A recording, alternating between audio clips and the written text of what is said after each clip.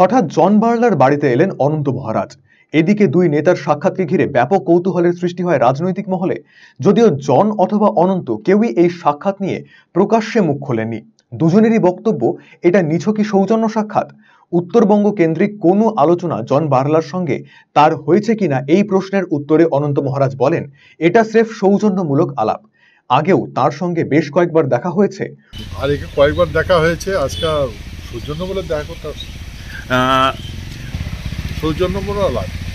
অন্যদিকে জন বার্লা বলেন, অনন্ত মহারাজ তার সম্প্রদায়ের উন্নয়নের কাজ করে যাচ্ছেন।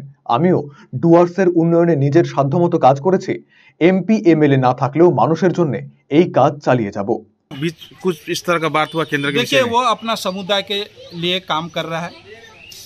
आज उनका जनमत है, इसीलिए केंद्र भी उनको जगह दिया है वो समाज के लिए प्रति काम करे।